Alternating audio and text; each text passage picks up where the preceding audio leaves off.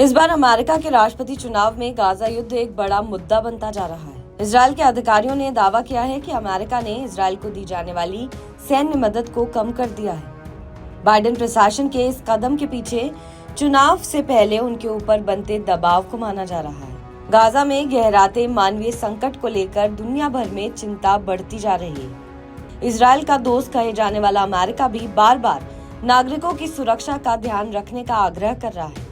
एक इजरायली अधिकारी के मुताबिक बाइडेन प्रशासन ने इजरायल को दी जाने वाली सैन्य मदद को कम करना शुरू कर दिया है। आपको ये भी बता दें कि सीज फायर करवाने में अमेरिका सफल नहीं हो पा रहा है और साथ ही रिलायबिलिटी पर सवाल खड़े होने शुरू हो गए हैं। इजरायल को दी जाने वाली सैन्य मदद में कमी करने के पीछे ह्यूमन राइट्स ऑर्गेनाइजेशंस का दबाव माना जा रहा है। सैन्य मदद में गिरावट करने की खबरों के बाद अमेरिका की ऑर्गेनाइजेशंस ने भी बाइडेन को घेरना शुरू कर दिया है। अमेरिका में चुनाव का माहौल है और इस बीच बाइडेन के खिलाफ ये मुद्दा लगातार बनता जा रहा है। अमेरिकी चुनाव में इजरायल का पूरा असर रहता है। इस बहाने से डोनाल्ड ट्रंप को भी अपने कॉम्पिटिटर बाइडेन पर हमला करने का मौका मिल गया है।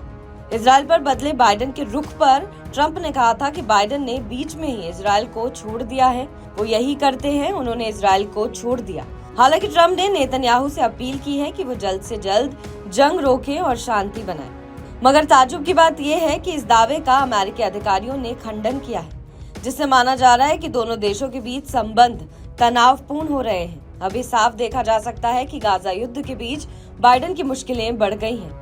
देश में चुनाव करीब है और बाइडेन प्रशासन पर दोनों ओर से दबाव बनता जा रहा है। इजरायल की मदद में कमी करने से और साथ ही पहले इजरायल की मदद करने पर जिस तरीके से गाजा के लोगों की जानें जा रही हैं, उसे देखते हुए दुनिया भर के ह्यूमन राइट्स ऑर्गेनाइजेशंस और अमेरिका की कई सिविल सोसाइटीज इजरायल के विरोध में हैं और सीज फायर के लिए इजरायल पर दबाव न बना पाने पर उनकी विश्वसनीयता पर सवाल उठ रहे हैं।